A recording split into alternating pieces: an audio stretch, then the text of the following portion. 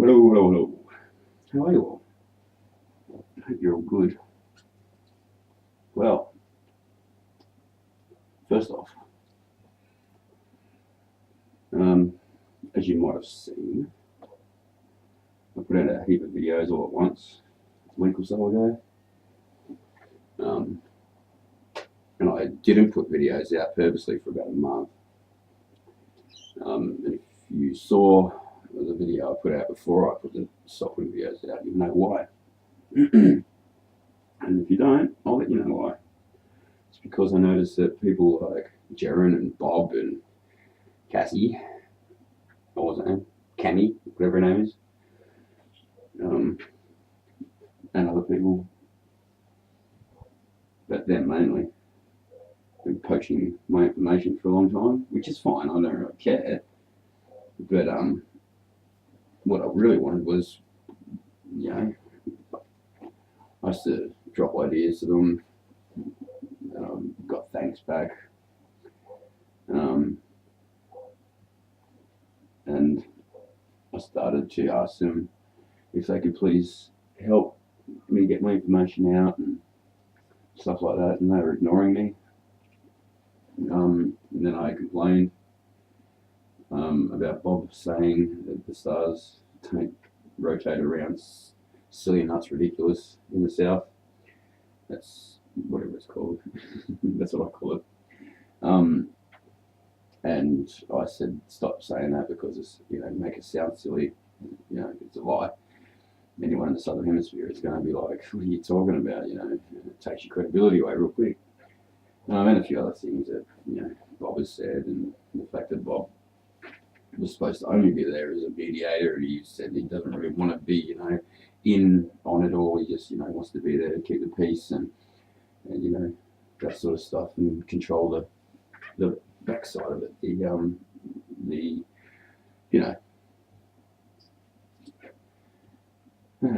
And now he seems to be the mouth. You hardly ever hear Jaren. And that's only on Glowbusters I'm talking about, obviously.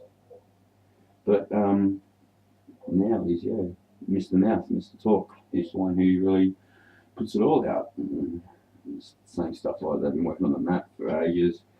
Over a year, Cammy's been working on it and all this sort of stuff. But like I said before, anyone who followed them from the beginning, like I did, knows that they weren't that far ahead. They were nowhere near. And they weren't looking at anything like that. What I'm saying is it doesn't ring true with their actions and statements, his mainly, from the beginning. And then all of a sudden, whoa, yeah, we're all onto it. Yeah, right.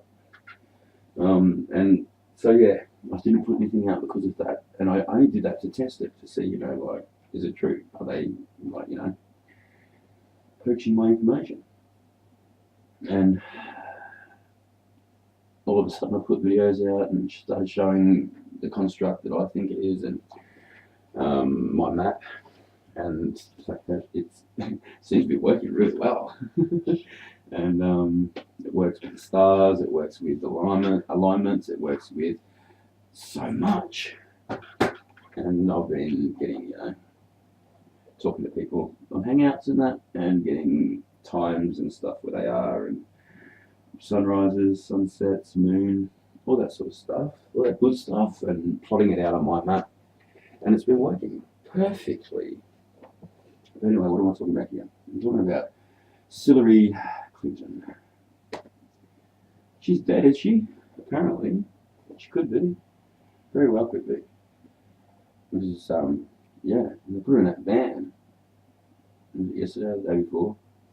And she was limp. She was dead weight, mate. That's what they kept saying anyway. But she wasn't with it. And I think she's dead. Wasn't it funny? The main thing is when when apparently she came out of Chelsea's apartment block. She that was a body double. Obviously, you can tell if you're looking. You can see it's a body double. It's not her. It's definitely not her. How can we tell? Well, for starters, look at her nose. Look at her cheeks. She's got sort of chubby, little chubby cheeks. The double has. Also, the creases that lead to her nose on the sides, they're different. Her hair's different. The double's got highlights, as you can see. And one big noticeable one is her ring. Look at Hillary's ring, it's platinum or whatever. And then look at the double's ring, it's gold. That's her wedding finger. Yeah, what, she's got two different rings? I don't think so. I've never seen it, you know. You'll probably have seen both, but that's because it's a double. And look at the crease going on in between her thumb. Look at her little finger. Look how pointy it is compared to Hillary's. And the other lady doesn't have as many wrinkles, it seems. She seems a bit younger and a bit more healthier, but you know, since Hillary's done, you know, I'd say wrinkles have come a lot quicker. But anyway, moving on. I knew this was going to happen. I knew something was going to happen. I still think that they're going to try and pull something off using HAARP and the weather, but you know, who knows? If you also been taking notice, the UN on the 10th, UN Army is in America officially on foot. UN forces, they're there for a reason. They're just waiting. They're going to cause some civil unrest or lock the place down or whatever. Also, you might have noticed earlier on this year, Russia apparently accidentally leaked a picture or whatever. There was a picture of a torpedo. Apparently this torpedo is capable, it's got a cobalt plate or tip in it or something like that. That is cobalt 52 or 56 or something like that. But when this bomb explodes, it becomes nano cobalt with cobalt 60, and it's nano, becomes micronized, and that stuff apparently will wipe the place out and make it totally sterile, kill everything and everyone, and even the bacteria. And bacteria can't come into the area. Plus, it's carried on the wind and all that sort of stuff. But also, they're capable of setting off this torpedo or whatever and causing a 200 meter, 600 foot high wave tsunami, tidal wave. And that's what I think that's going to happen. I think they're going to maybe. And if you've been following me, then you know that I think Russia's the controlled opposition, but really in control. And that'd be a good setup, you know, like tidal wave happens, everyone points a finger at Russia. You know, oh, they were capable and they leaked it and all this sort of stuff, but people have been saying that it was leaked on purpose because every other shot of it was like on paper in like a folder, and they're flipping through it, his KGB officers or whatever, and every other picture was blurred out except for that one, and so maybe they're saying, oh, you know, they're just leaking it to, you know, make people think they've got it, and or it was an accident or whatever, because it was, you know, taken down or something like that really quick and stuff. But I believe it's just so that everyone will point the finger at them later. But anyway, something's going to happen. They've done what they need to do. They've got these four points of how to bring a country down. And, you know, they go through like demoralization and stuff, like, you know, lowering your standards and desensitizing, all that sort of thing. There's a guy who talks about it as back in 1986 or 82, I think it was, one of them, and he lets out, like, tells people about this plan and about the 4 points of how to do it, and he specifically talks about America, doing it to America, and yeah, you've obviously seen it. if you've been paying any attention, they what they do is what they've done is they slowly change the morals. Like if you notice, people never used to swear on television. The rating system has moved. They never used to let, like, remember when, if you're old enough, or if you know about, what's their name? Rolling Stones. But they were banned and stuff, and like even people like, what's his name? Shakin' Stevens and stuff like that,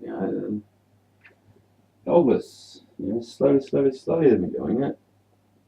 Now, like, they use words on the television that, you never expected to hear on there. And the first time we heard those sorts of things in prime time television, most people will see it, ears pricked up and they were shocked. Also violence, slowly, slip that in there and it's become glorified.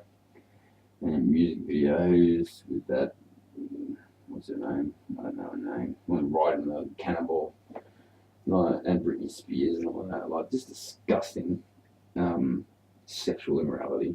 But that's just the influence of people, lower their standards and turn them, and then we're floating around a ball, a speck of dust in an infinite universe and all this sort of stuff. So that takes away people's consciousness. Then they don't feel like there's any responsibility, like they're not going to be held accountable in the end and stuff. So yeah, it's pretty sad.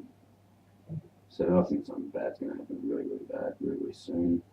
They're planning it. Bernie Sanders should be the person running, really.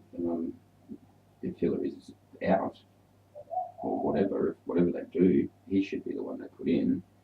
He was the one who becomes second in, mainstream, but really, he came first. He beat her. He won it all, but yeah. I also believe that if you notice the day after when Bernie Sanders was saying we have to support Hillary and that, it's on the side of his face, he's got a scar that he wasn't sporting the day before. And if you look at it, it's got a nice little triangle on it, like the bottom of a Masonic ring. It's a little bit, anyway. So I'd say he was, forced into it because I don't think Bernie was going to bend. I don't think he didn't want to do that. Hopefully he didn't. We think he wouldn't want it, but anyway, So yeah, it's pretty scary. Something's going on. But I'll give you a listen to this guy. I'll let you see this guy. He's a Soviet ex-KGB officer or something, and he talks about the 4 steps to taking over a country, basically by destabilizing it and turning the people into horrible people. So they'll accept things, like, go and kill them because they, put down our buildings or whatever, just go to war. And so it's just manipulation of people and demoralization as well. But anyway, I'll let you listen to this guy, and I'll tell you now that I love you, and God bless you all. And I hope this doesn't happen. At the same time, I do, obviously, because I want the end to come. I want God's world, Jehovah's world to come. I want Jesus to come with his army, take over, put this place right. Because it's about time. But anyway, we've got to go through the motions. Sorry about that, it's a train going past. We've got to go through the motions. We've got to get through the last of the prophecies. We're there, we're happening.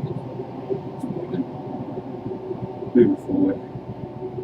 And we're just watching and waiting. But it's as close as it gets. But I hope at the same time nothing happens because people get hurt. They've got to hurt people to, it's just horrible. But anyway. Such is the system.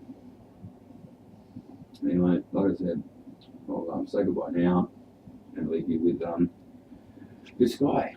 Spit on the beans. Okay? And yeah. Please be safe, everybody. Look after each other. Don't get sucked into this. Don't get sucked into this. Don't turn violent and everything and jump on board with it. Just grab a Bible. Grab a Bible and go and hide somewhere and read it. Yeah. Get yourself familiar with it. Remember, Jesus didn't die on a cross. He died in this torture state called a storus. And also, God's name's Jehovah. Look it up in the dictionary. It's pretty easy to find. Hidden in plain sight. And yeah, man, peaceful people, peaceful. If you band together in love, in the name of God, they can't touch you. Okay. Please enjoy this. I know you probably won't, but it's going to open your eyes. Remember the UN forces are now there. They're putting things in place. They have been for a while. JHELM and all that. FEMA camps, all that sort of stuff. When they start rounding people up, putting them in the FEMA camps, you know what's happening. Like they did in World War One with the Japanese. Okay? Sorry, one more point. I think Obama's going to try and push for a third term. I don't think Donald's going to get in. I think there's plans. Yeah. So I don't think it's going to go the way it's supposed to, or the way you think it's going to, or in a fair way, or in a just way. You know, it's not. It's going to be rigged. Selected. Remember, selected. Okay, so Hillary's dead, probably, and this guy's going to spill the beans for you. So please pay attention.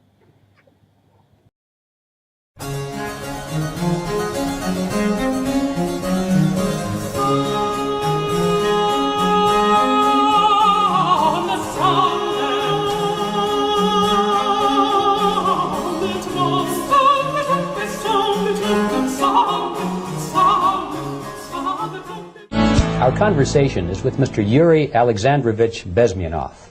Mr. Bezmenov was born in 1939 in a suburb of Moscow. He was the son of a high-ranking Soviet Army officer. He was educated in the elite schools inside the Soviet Union and became an expert in Indian culture and Indian languages. He had an outstanding career with Novosti, which was the, and still is, I should say, the press arm or the press agency of the Soviet Union. It turns out that this is also a front for the KGB. He escaped to the West in 1970 after becoming totally disgusted with the Soviet system, and he did this at great risk to his life. He certainly is one of the world's outstanding experts on the subject of Soviet propaganda and disinformation and active measures. When the Soviets use the phrase ideological subversion, what do they mean by it? Ideological subversion is the process which is legitimate, overt, and open. You can see it with your own eyes. All you have to do, all American mass media has to do, is to unplug their bananas from their ears, open up their eyes, and they can see it. There is no mystery. There is nothing to do with espionage. I know that espionage intelligence gathering looks more romantic. It sells more deodorants through the advertising, probably. That's why your Hollywood producers are so crazy about James Bond type of thrillers. But in reality, the main emphasis of the KGB is not in the area of intelligence at all. According to my opinion and opinion of many defectors of my caliber, only about 15% of time, money, and manpower is spent on espionage as such. The other 85% is a slow process which we call either ideological subversion or active measures, активные мероприятия in the language of the KGB, or psychological warfare. What it basically means is to change the perception of reality of every American to such an extent that despite of the abundance of information, no one is able to come to sensible conclusions in the interests of defending themselves, their families, their community, and their country. It's a great brainwashing process which goes very slow, and it's divided in 4 basic stages. The first one being demoralization. It takes from 15 to 20 years to demoralize a nation. Why that many years? Because this is the minimum number of years which requires to educate one generation of students in the country of your enemy, exposed to the ideology of the enemy. In other words, Marxism-Leninism ideology is being pumped into the soft heads of at least 3 generations of American students without being challenged or counterbalanced by the basic values of Americanism, American patriotism. The demoralization process in the United States is basically completed already. For the last 25 years. Actually, it's overfulfilled, because demoralization now reaches such areas where previously not even Comrade Andropov and all his experts would even dream of such a tremendous success. Most of it is done by Americans to Americans, thanks to lack of moral standards. As I mentioned before, exposure to true information does not matter anymore. A person who was demoralized is unable to assess true information. The facts tell nothing to him.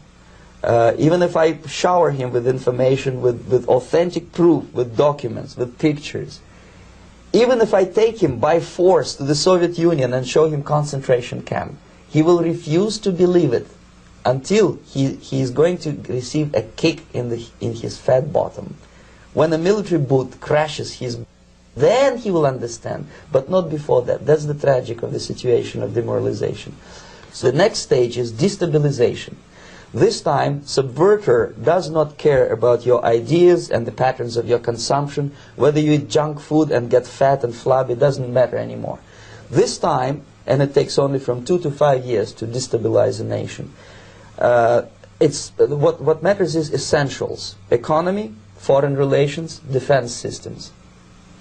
And you can see it quite clearly that in some areas, in such sensitive areas as defense and economy, the influence of Marxist-Leninist ideas in the United States is absolutely fantastic. I could never believe it 14 years ago when I landed in this part of the world that the process will go that fast. The next stage, of course, is crisis. It may take only up to 6 weeks to bring a country to the verge of crisis. You can see it in Central America now. And after crisis, with a violent change of power, structure, and economy, you have so-called the period of normalization. It may last indefinitely.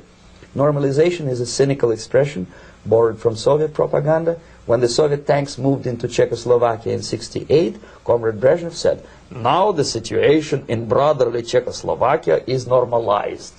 This is what will happen in the United States if you allow all these schmucks to bring the country to crisis, to promise people all kind of goodies and the paradise on earth, to destabilize your economy, to eliminate the principle of free market competition, and to put a big brother government in Washington, D.C., with benevolent dictators like Walter Mondale, who will promise lots of things, never mind whether the promises are fulfillable or not. Your leftists in the United States, all these professors and all these beautiful civil rights defenders, they are instrumental in the process of the subversion only to destabilize the nation. When their job is completed, they are not needed anymore. They know too much. Some of them, when they get disillusioned, when they see that Marxist-Leninists come to power, obviously they get offended. They think that they will come to power. That will never happen, of course. They will be lined up against the wall and shot. But they may turn into the most bitter enemies of Marxist-Leninists when they come to power. And that's what happened in Nicaragua. You remember most of these former Marxist-Leninists were either put to prison or one of them split, and now he's working against Sandinistas. It happened in Grenada when Maurice Bishop was already a Marxist. he was executed by a new Marxist who was more Marxist than this Marxist. Same happened in Afghanistan when first there was Taraki, he was killed by Amin, then Amin was killed by Babrak Karmal with the help of KGB. Same happened in Bangladesh when Mujibur Rahman, very pro-Soviet leftist, was assassinated by his own Marxist-Leninist military comrades. It's the same pattern everywhere. It's divided in four basic stages: demoralization, destabilization, crisis, normalization. They will be lined up against the wall and shot, wall and shot, wall and shot.